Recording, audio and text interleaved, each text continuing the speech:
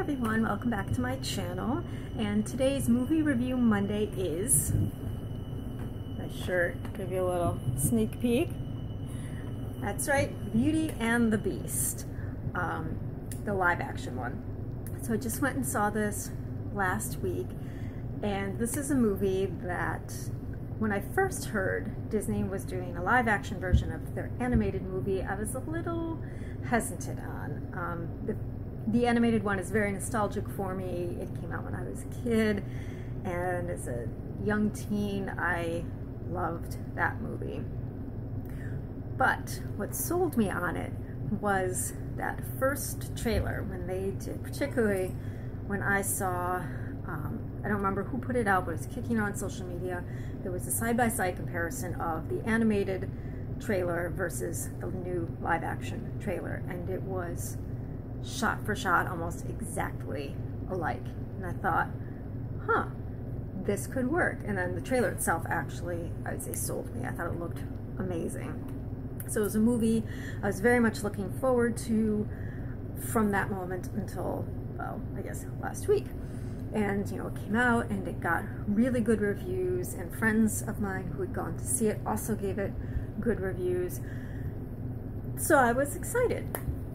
So first I'm going to share some of my thoughts about the movie, and then I'm going to offer towards the end just a little bit about why I love the movie in general.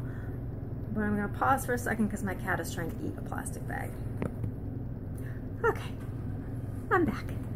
Anyway, so I thought that with this live action movie, Bill Condon did a really good job of this melding of shots that you could swear maybe were pulled right from the animated film and stuff that wasn't in the animated film, whether just because of not being able to with animation that you can do in live action or just his vision of the movie. But again, for somebody who the film is so nostalgic for, I really appreciated, and those moments that looked exactly like the animated film made me go, oh, I know that scene. So I thought, great job. Another thing I really liked was that because this movie was longer, I think it had to be around 2 hours, is they were able to do backstory for a lot of these characters to sort of flesh them out a little bit more and let us know a little bit more about maybe why they were the way they were. So we saw what happened with Belle's mother, which is something never talked about in the animated film. We got a little bit more of Maurice. We got some more of Gaston's backstory about being in the war. And even with the Beast, we got more of his story other than he was a spoiled brat who wouldn't accept the rose from the ugly lady and therefore was turned into a beast until someone could love him. That we got more of his story, that he actually was a sweet little boy and then his mother died and his father raised him to be this cruel and selfish man. So I appreciate that, but I know we like our animated films short, hour and a half, somewhere around there, and our live action film movies a little bit longer, 2 hours. I thought Emma Watson did a pretty good job of Belle.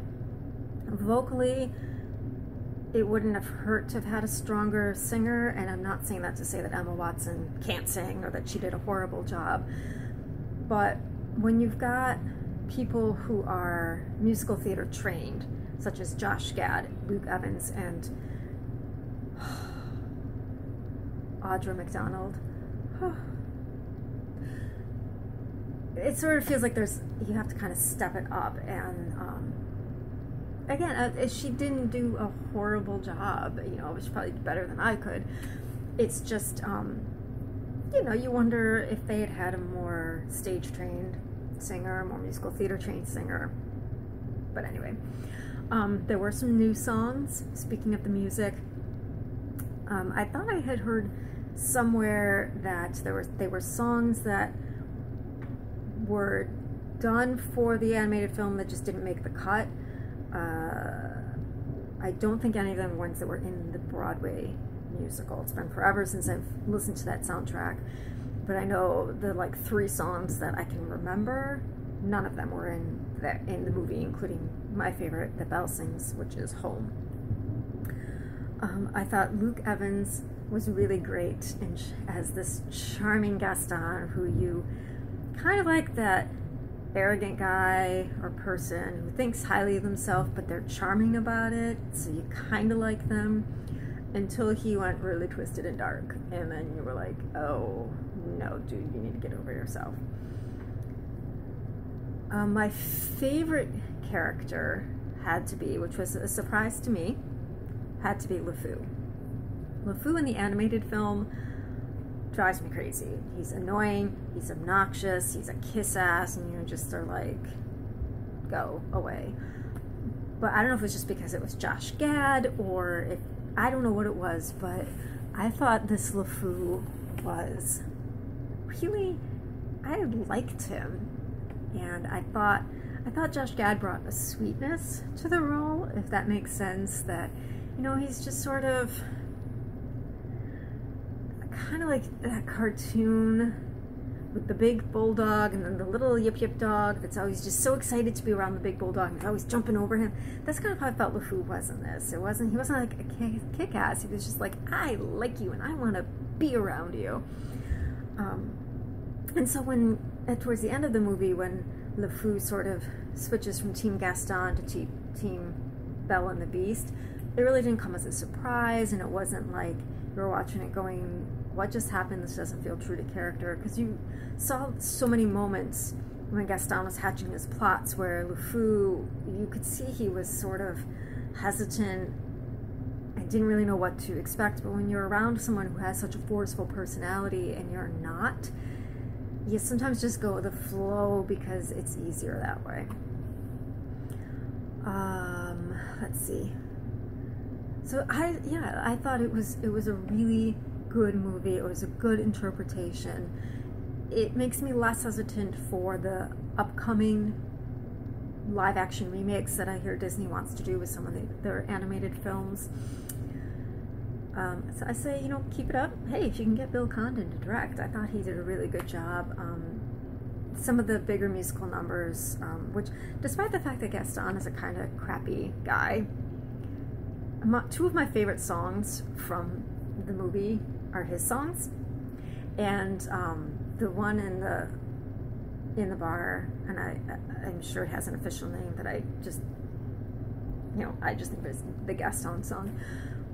It was fun, and Be Our Guest, oh my gosh, it was just like you could almost see them being on a stage.